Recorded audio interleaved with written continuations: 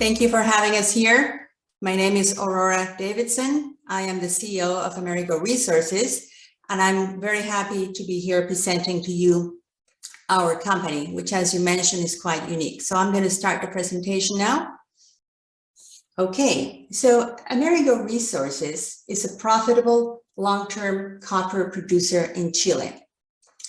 And our tagline is that we transform environmental liabilities into an economic asset.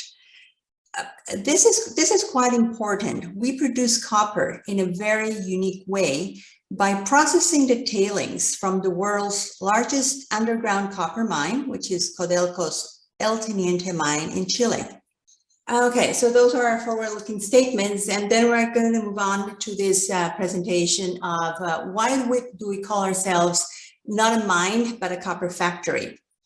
When I explain Amerigo, I think the easiest way is to say that Amerigo is a copper factory and not a mine.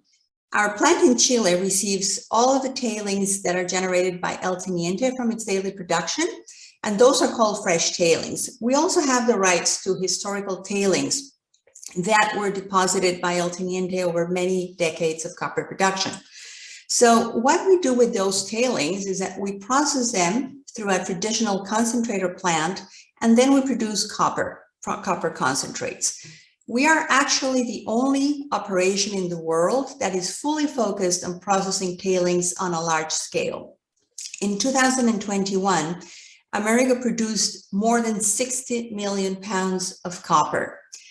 And one final point of that introduction is to mention that we are highly levered to copper prices and generate substantial cash flow under the right copper price conditions, as you can see from our presentation today. We are a historical copper producer. Our plant in Chile has been producing copper concentrates in this way since essentially 1992. We have a strategic partnership with Codelco, which is the world's largest copper producer. And we also have a long-term growth strategy with a focus on shareholder value. This photograph here is a view of our operation in Chile, MVC. As I mentioned before, this is a long-term operation. We're not new to the industry or to the market. Amerigo purchased MVC in 2003, and at that time our copper production was about 26 million pounds of copper a year. We have increased that production dramatically. In 2020, we produced 55 million pounds of copper. We had a guidance of 60 million pounds for last year, 2021. We actually produced 63 million pounds, so we produced over guidance. And we also produce molybdenum as a byproduct from both the fresh and historic tailings. But our main focus, of course, is the production of copper concentrates. One interesting aspect about our operation is that we have a long-term power supply agreement, which is comprised 100% of renewable powered energy, green energy. And that has allowed us essentially to lock in the power rates until 2037, which is when our current contract with Codelco ends. So our major cost being power, we know what that cost is going to be from now until the current term of our contract. People always ask, well, how have you had this long-term relationship with Codelco? And the answer is very simple. It's a mutually beneficial relationship. For us, it's fantastic to be a partner with the world's largest and strongest copper producer. Codelco produces 11% of global copper. They have 10% of known copper reserves. What we do through our arrangement with Codelco is that we have the contractual rights to El Teniente's tailings, and in return for giving us that contractual right, Codelco receives a royalty which is based on production and copper price. So they are an economic partner in our business, and therefore this is a relationship that brings them that economic benefit. But Codelco also gets to report our production as their own, So that's also another element that has been important in establishing this mutual and long-term relationship with them. And of course, our operation provides Codelco with a material reduction of environmental footprint through us providing them with cleaner tailings. Our business model is a very simple business model. It has been built on more than $300 million of investment by Amerigo at MBC since 2003. So we essentially have invested what we needed to invest to have an operation that can produce these levels of copper. We're not looking to do any major expansions. We don't require any further major capital investments going into the operation. What we do then is that we maximize the production by managing a mix of fresh and historic tailings. And the other aspect of our operation is cost management. So even if it doesn't sound too exciting, it is important to produce at the lowest cost that you can in order to maximize your margin. Our operation in Chile has a low sustaining capex. We only require about $6 million of capex per year to maintain our operations going, which is quite unusual for within the mining industry. Mining companies usually have a stronger requirement of sustaining capex. Now, this is what is interesting about our operation and what I want to highlight out. Amerigo is a copper pure play. We are highly levered to copper prices. Under copper prices below $3, we survive. We have been in operation through many cycles of copper, and we have been able to survive. But when you start getting at copper prices over $3 per pound, we generate substantial cash flow from operations. And this was the guidance that we presented at the start of 2020, where for different copper prices, we had projected different EBITDA, or earnings before interest, taxes, depreciation, and amortization. The actual copper price in 2021 average was $4.22. So we're just stuck in the middle of that line between $4 and $4.40. And we haven't yet published our financial results for the full year end, but for the first 9 months of 2021, we produced EBITDA of $60 million. So that was quite substantial. And actually over the guidance that we had projected at the beginning of the year. What are we doing with that extra cash that has been generated by our operation? We have an active return of capital to shareholders program. We reinstated a dividend at the end of the year in Q4 of 2021. We started paying a dividend of 2 cents Canadian per share. That's 8 cents Canadian per year. Considering our year-end share price, that represents a yield of 6%. So we are actively returning capital to our shareholders via dividends. And we're also in the process of having active share buyback programs. In 2021, we did a substantial issuer bid. And we also have an ongoing normal course issuer bid to repurchase shares in the market for cancellation. Our strategy for replicating the business model of MBC, it's actually quite simple. We believe that there is a rinse and repeat model that can be applied. And the reason why we say that is because every mine has tailings. And tailings have recoverable economic elements to that, as we have proven with the MBC case. We have tested this business model, and we see that there are other opportunities to do an operation similar to what we're doing with MBC in other locations. For example, there are still deposits at El Teniente that we don't yet have the contractual rights to. So that's an easy target to focus on. There are other 6 mines with Codelco. And of course, there are major copper tailings deposits throughout Chile, which could have a similar partnership model as what we have established with Codelco for processing their tailings and recovering copper from them. We are a sustainable copper producer.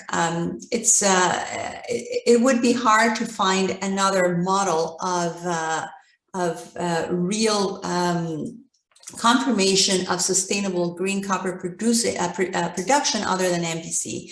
On one hand, as I mentioned, we have renewable powered operations, so we're using clean energy to produce our copper. We're producing copper out of a waste material, so we're minimizing environmental impact and being true participants in the circular economy. And by reducing tailings and repositioning tailings from one location to the other, we reduce environmental footprint and environmental risk. So these are just 3 examples of how our operations fits very, very,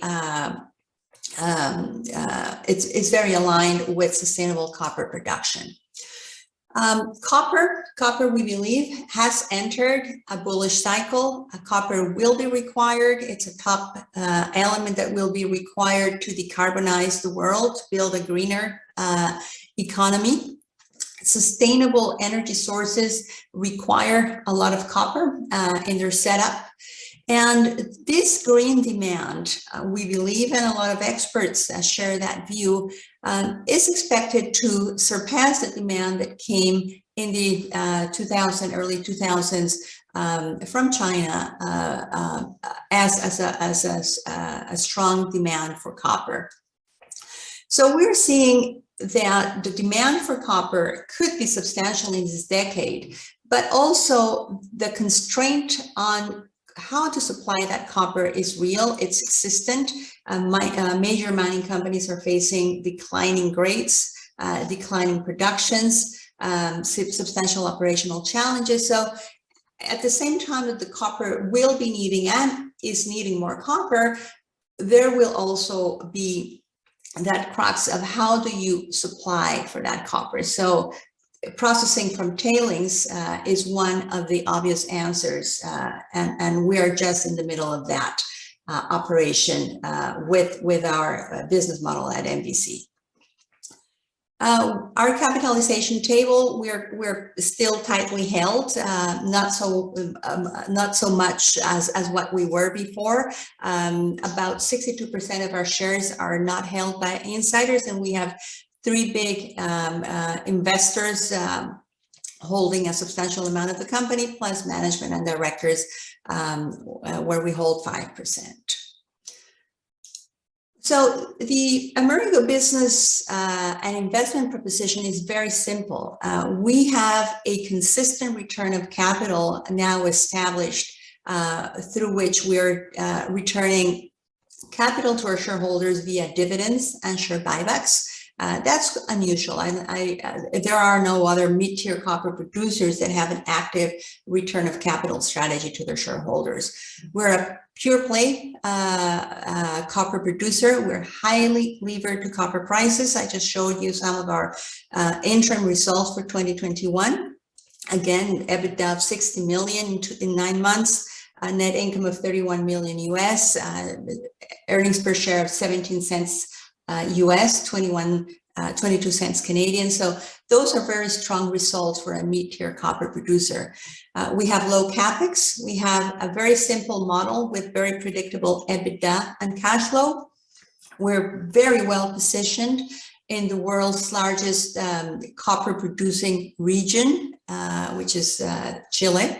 And we have a unique story in respect of environmental, sustainable copper production with substantial growth opportunities throughout Chile. Some of our additional information, as I mentioned, we pay a royalty to Codelco in return for having the access to tailings. It is tied up to copper prices. This is an example of how that royalty reflected into the payments to Codelco based on the different copper prices throughout the year. So as I was saying, with an average copper price of $4.20, for example, we paid a royalty of $1.24 per pound to them. Moly, we produce moly as a byproduct credit. In as much as moly prices are strong, they contribute to our business as well. Moly prices had a strong appreciation in 2021 as well, so they contributed to a reduction in our cash cost, which is the way in which we represent that economic benefit. And water supply is a big topic for Chilean copper producers. Water is scarce in Chile. We have been facing drought conditions for a number of years. We have strong water reserves. We can store water. You can see behind me part of our water storage capacity at MVC. So we know that we have sufficient water to carry out our full 2022 production program without any disruptions caused by lack of it. So that's important. And in respect of management, we have a very lean management team. Myself as president and CEO, the founder of the company is Dr. Klaus Zeidler, executive chairman, Ms. Carmen Amezquita is our chief financial officer, and we have a fantastic general manager in Chile, Christian Cáceres, who leads our team there. We have a board of directors comprised of 7 members, myself included, and that essentially is my presentation, and I'm happy to take any questions you have for me.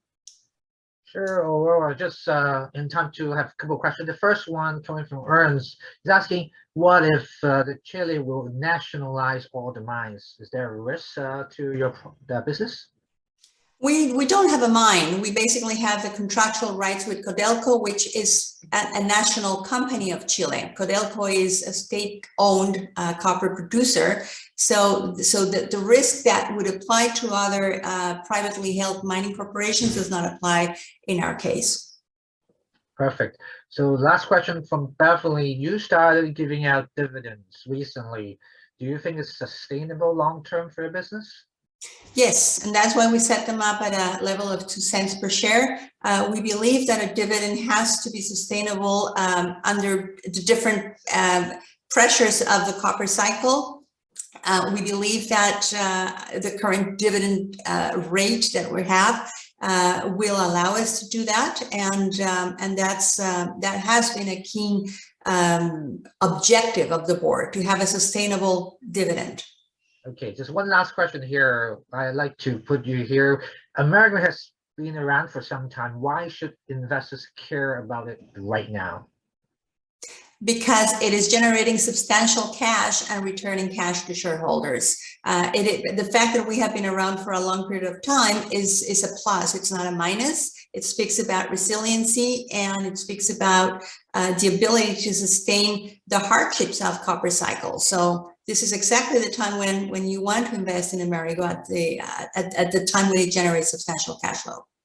Indeed. Thank you, Aurora, for your time, for answering all the questions here. Absolutely. Thank you so much.